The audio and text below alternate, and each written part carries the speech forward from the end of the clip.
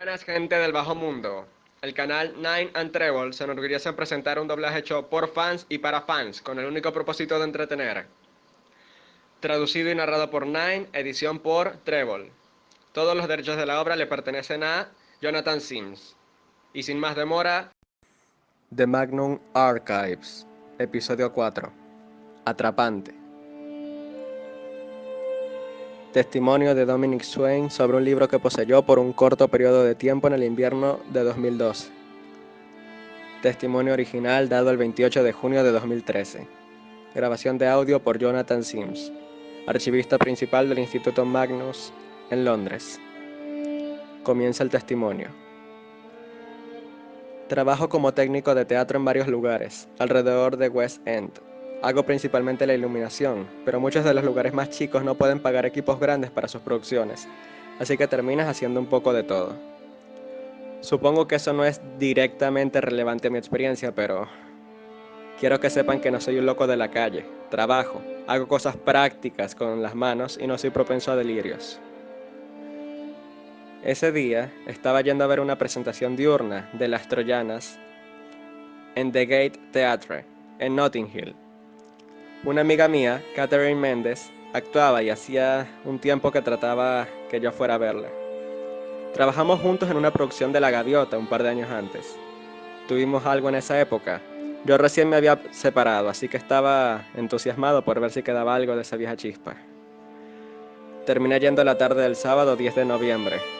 Me acuerdo la fecha exacta porque la habíamos discutido bastante, ya que los dos estábamos involucrados en shows separados en esa época, lo que complicaba las tardes. Así que el sábado a la tarde me encontré en Notting Hill Gate, con 1 o 2 horas para matar antes de que empezara el show. Y no voy seguido a Notting Hill, ya que es bastante caro, incluso para los estándares de Londres. Y no estoy seguro si lo saben, pero los técnicos de teatro generalmente no se les paga de más. Tenía un vago recuerdo de que allí cerca había una tienda de caridad de Otfan. Previamente había comprado una chaqueta militar, que todavía es uno de mis abrigos favoritos.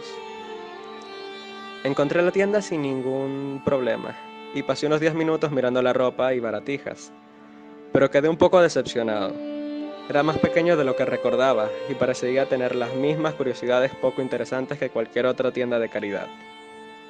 Pero todavía me quedaba tiempo que matar, así que decidí fijarme qué tenían en materia de libros, algo que rara vez me gasto en hacer. Encontré el libro en el estante de ciencia ficción y fantasía. Al principio asumí que sería alguna edición especial forrado en cuero, y estaba seguro de que quien sea que lo hubiese puesto a la venta había pensado lo mismo, porque la etiqueta decía que salía solo en 4 libras. Tenía algo que me hizo querer echarle otro vistazo, y al levantarlo sentir la cubierta, y me di cuenta que debía estar forrado en cuero real, probablemente de ternero, debido a lo suave que era. No soy experto en libros en ningún sentido, pero parecía viejo, y pensé que podría estar encuadernado a mano, ya que las páginas eran ligeramente irregulares. No tenía sobrecubierta ni título en la tapa, pero estaba estampado en el lomo, en desgastadas letras doradas. Estaban las palabras, Ex Altiora. Estudié algo de latín en el colegio cuando era chico, pero no he tenido mucha práctica desde esa época, así que tendrán que disculparme si mi traducción no tiene mucho sentido, pero creo que significa desde lo más alto, o más allá de las alturas. Estaba como mínimo asombrado. El libro claramente valía más de lo que salía. Si el empleado de la tienda hubiese estado prestando atención, estaría en la caja de vidrio donde ponen las cosas que la gente dona y tienen valor real. Pasé un par de páginas, pero parecía estar completamente escrito en latín, así que no tuve mucha suerte descubriendo de qué trataba.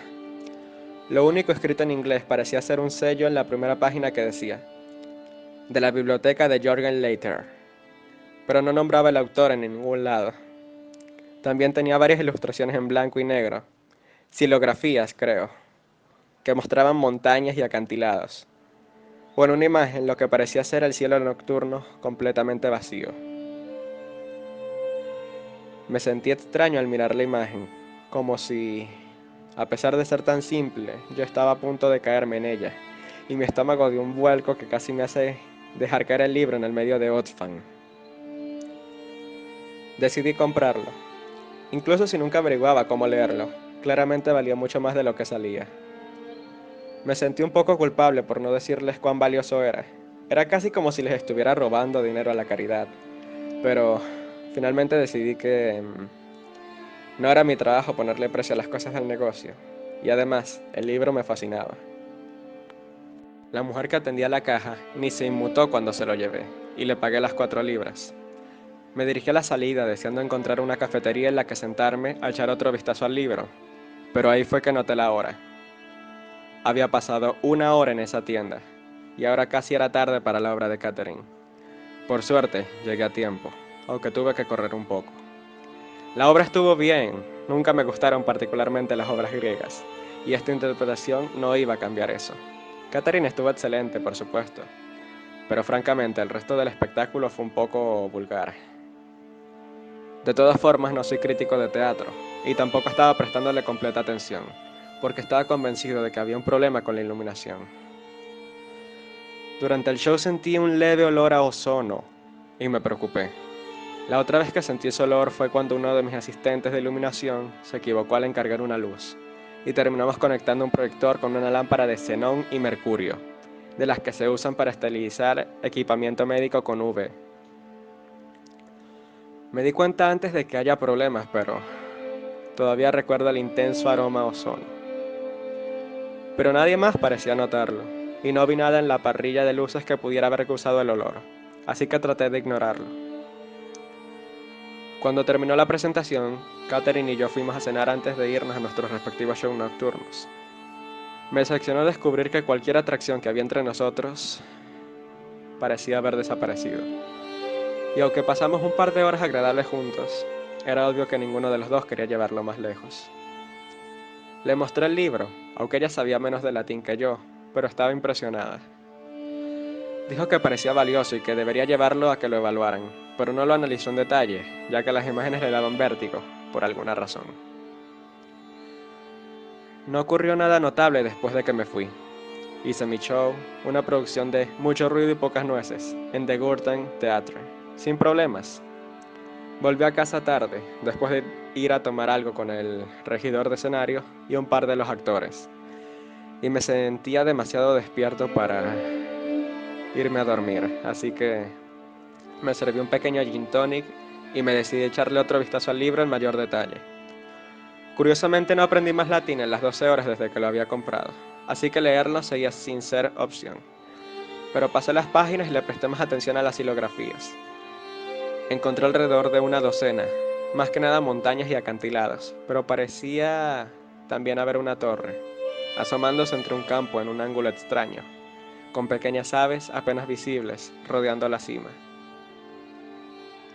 Después estaba la imagen del cielo vacío. Nunca le tuve miedo a las alturas, pero mirando esa foto me sentí... no lo sé en realidad. Simplemente no podía mirarla por mucho tiempo. Parecía extenderse eternamente. No podía hacer nada más que caer en ella. Era aún más extraño porque no había mucho en la foto, solo tinta negra y algunas estrellas. Pero algo en las proporciones tenía ese efecto en mí. Decidí que probablemente Catherine tenía razón y podía tener valor como antigüedad, así que investigué un poco a ver qué podía descubrir al respecto. El latín dejó de usarse en textos académicos en el siglo XVIII, y dudaba que esa cosa fuera tan vieja.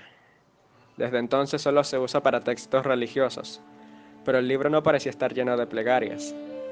Buscar Ex Altiora en internet no sirvió de mucho. La frase se usa en algunas plegarias viejas. Hay una compañía llamada Altiora y algo en italiano sobre fútbol, pero nada que pareciera ni remotamente conectado con mi libro. Buscar a Jürgen Leiter tampoco fue mejor. Había un resultado para un músico austríaco y algunos usuarios de Facebook, pero todos tenían metafonías en el nombre. A diferencia del libro, y ninguno tenía pinta de tener una biblioteca llena de extraños textos en latín. Lo único que encontré remotamente relevante es un listado de eBay del 2007. La subasta estaba titulada La llave de Salomón 1863, perteneciente a MacGregor Matters y Jürgen Leiter, y había sido ganada por un poco más de 1.200 libras por un usuario desactivado.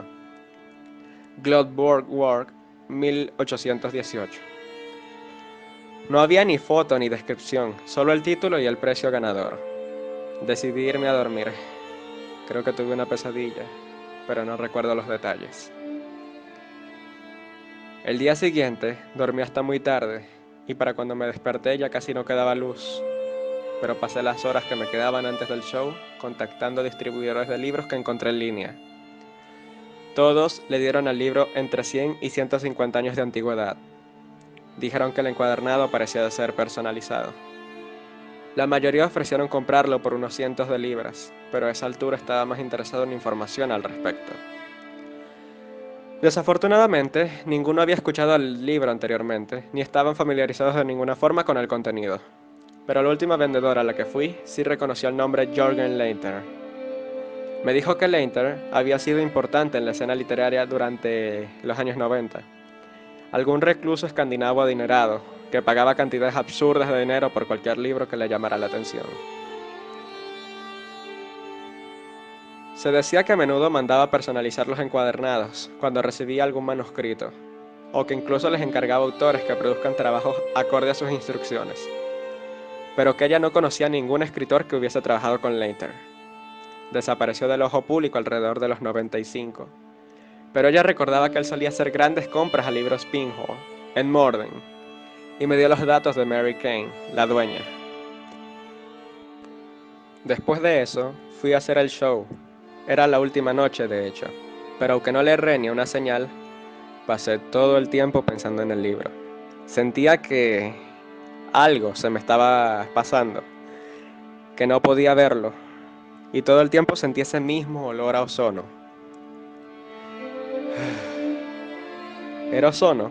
Tenía algo más, algo que conocía, pero no recordaba. Cada vez que sentía que estaba cerca, me daban náuseas y mareo al punto de desmayarme.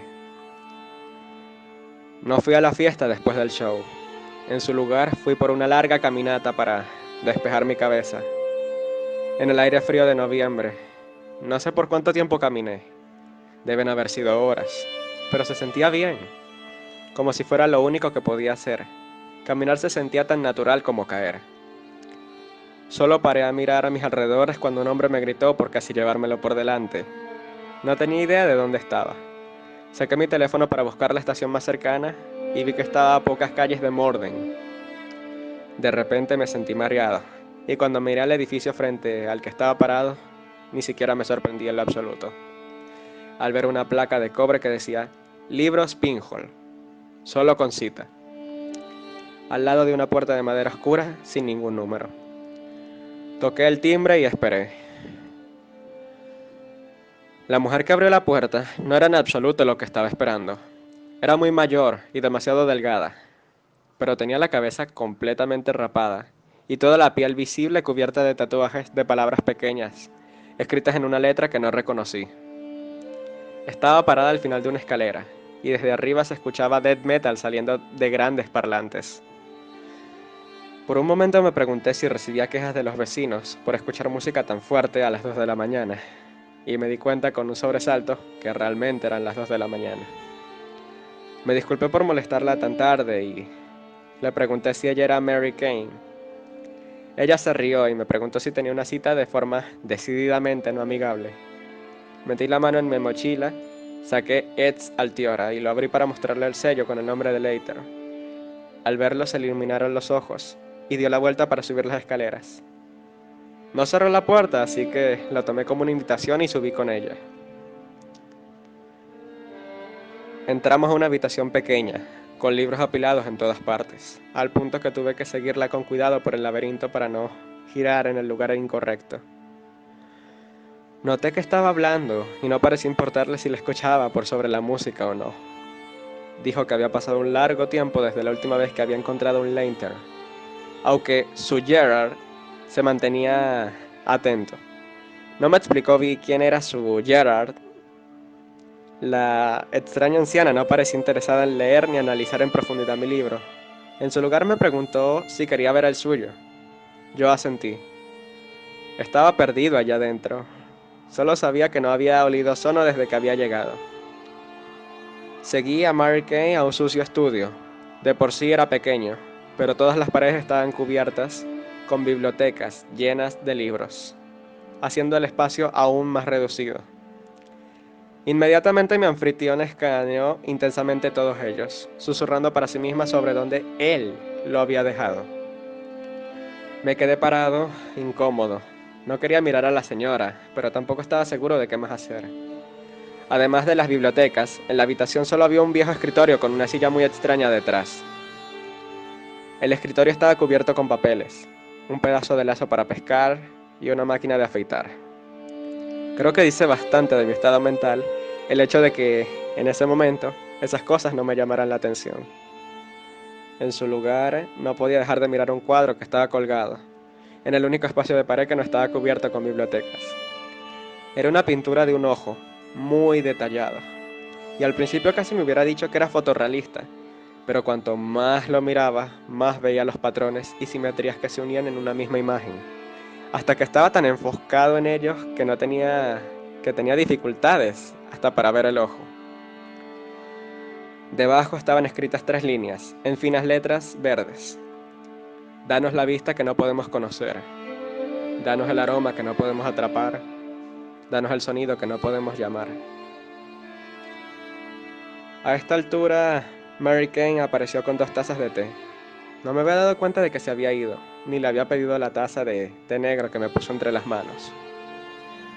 Me preguntó si me gustaba la pintura y me dijo que Gerard la había hecho. Dijo que era un muy buen artista. Balbuceé algo sobre estar de acuerdo, no recuerdo qué, y miré mi taza de té. No me ofreció leche y continuó con su búsqueda en las bibliotecas. Su té olvidado en el escritorio.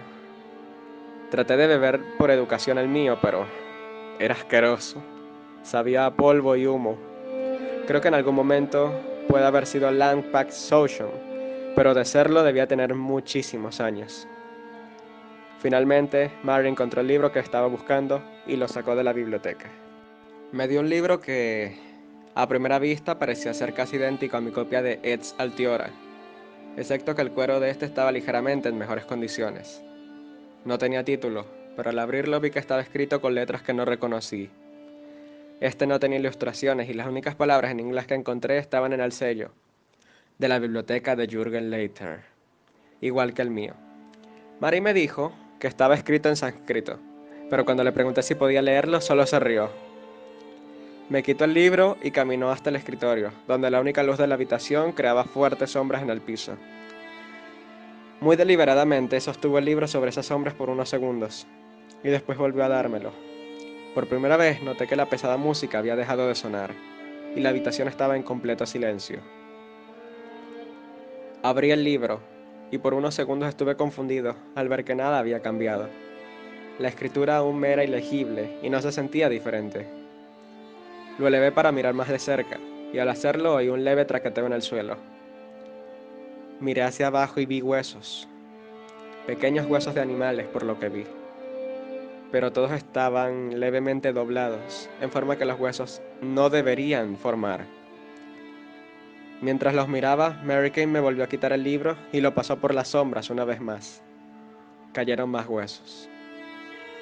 Lo repitió varias veces hasta que se formó una pequeña montaña a mis pies. No sabía qué decir. A esta altura me palpitaba la cabeza y me estaba costando aguantar el encierro. Y la oscuridad de la habitación, con su té viejo y sus libros antiguos. Lo único que se me ocurrió preguntar era si mi libro también hacía eso. Mary Kay se rió y me dijo que lo viera por mí mismo. Empecé a revisar página por página. No lo había pasado por las sombras, pero sabía que algo había cambiado. Las hilografías eran más prominentes y en los fondos había líneas nuevas, gruesas y oscuras, que se extendían desde el cielo. Y luego llegué a la imagen del cielo nocturno, vacío, pero tenía un prominente patrón de ramas atravesándolo, un patrón que reconocí. Sentí un vacío en el estómago, como si el suelo hubiese desaparecido y yo estuviera cayendo. Con dificultad para mantenerme parado, balbuceé una excusa e intenté irme. Había regresado el olor a ozono, más fuerte que antes, y necesitaba irme. Me caí por las escaleras mientras escapaba, me golpeé fuerte la cadera y me torcí el tobillo, pero no me importó. Me alejé rengueando lo más rápido posible y paré un taxi para irme a casa, sin relajar la mano que aún sostenía el libro, como si mi vida dependiera de ello. El patrón de ramas que vi en la imagen se conoce como la figura Lichtenberg. Muestra el recorrido de la electricidad sobre un material aislante, como vidrio o resina. Lo reconocí por el patrón de las cicatrices en la espalda de un amigo de la infancia, quien fue golpeado por un rayo por mi culpa. Se llamaba Michael Cree. Teníamos 8 años en ese momento y estábamos jugando en un campo cerca de la casa de mi abuela, cuando empezó una tormenta. Michael dijo que deberíamos ir dentro, pero yo quería seguir jugando bajo la lluvia. Se lo dije, y él solo suspiró, y me dijo que estaba bien. Fue golpeado mientras decía eso. El ruido cuando ocurrió fue tan fuerte que tapó por completo sus gritos. Pero fue el olor lo que me quedó. El fuerte olor a ozono, mezclado con el olor a carne cocinada. Michael sobrevivió, al final, pero la cicatriz, esas ramas de Lichtenberg cicatrizadas, se quedaron como marcas para él con el resto de su vida. Cuando llegué a casa, subir las escaleras requirió toda mi concentración, y cuando finalmente llegué al sillón, no podía dejar de sentir que me estaba cayendo. El olor era tan fuerte que no podía respirar. No miré el libro, solo me quedé ahí sentado. Sentía que estaba esperando algo, pero no tenía idea de qué. Cuando al fin tocaron la puerta, casi me sentía suficientemente bien como para atender. Casi. Igual me tomó casi 5 minutos lograr abrir. No volvieron a tocar, pero estaba seguro que lo que fuera que estaba detrás de la puerta no se había ido. Estiré el brazo, tomé el picaporte y abrí la puerta.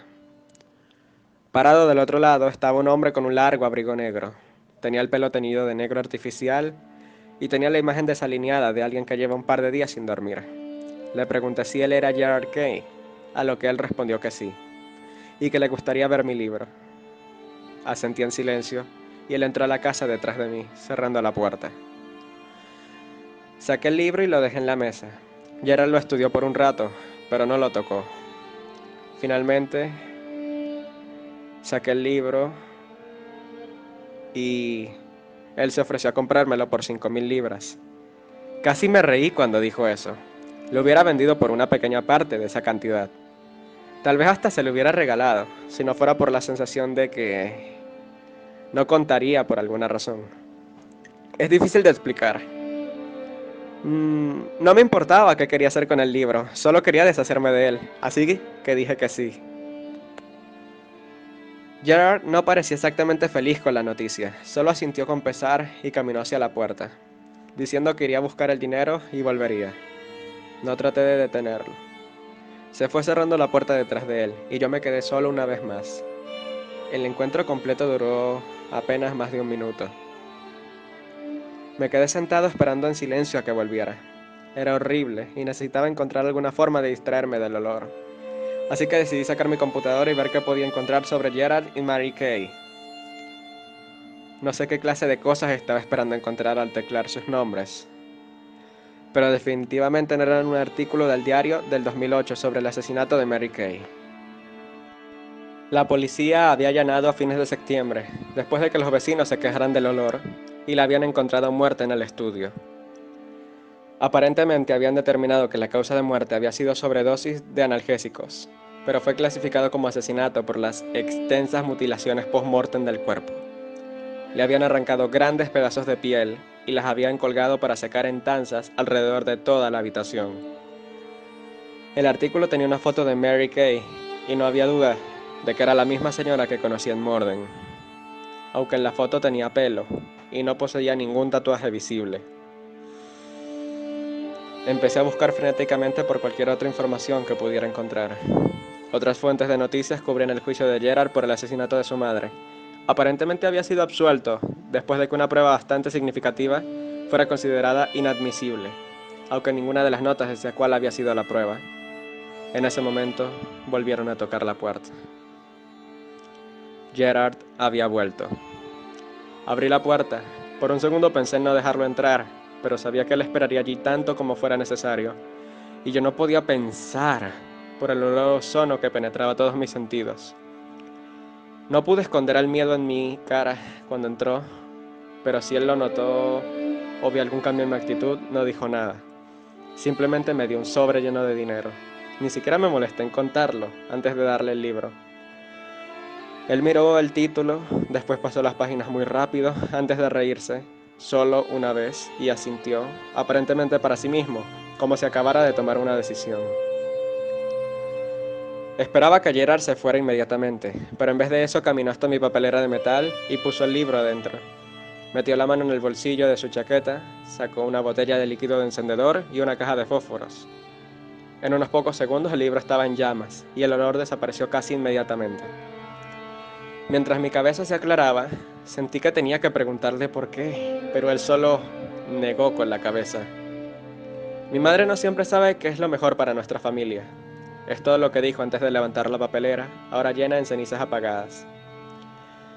Le avisé que estaría demasiado caliente para tocarla, pero se encogió de hombros y dijo que había pasado peores. Después, Gerard Kay se fue, y nunca volví a verlo ni a él ni al libro otra vez. Fin del testimonio.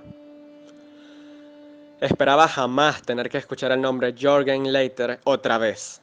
Supongo que era demasiado desear que hubiésemos lidiado por última vez con lo que quedaba de su biblioteca después del incidente en 1994.